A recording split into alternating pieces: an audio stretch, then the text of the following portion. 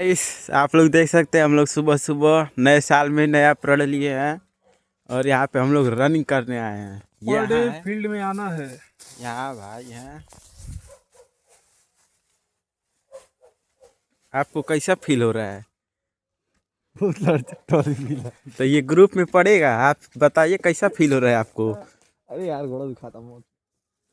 अरे अच्छा बताइए। फील हो रहा है, विद्रेश भाई के साथ हम रनिंग करने आए हैं। बहुत अच्छा फील हो रहा है। हाँ, बहुत सौभाग्य की बात है कि मैं विद्रेश भाई के साथ सुबह सुबह रनिंग करने आया हूँ।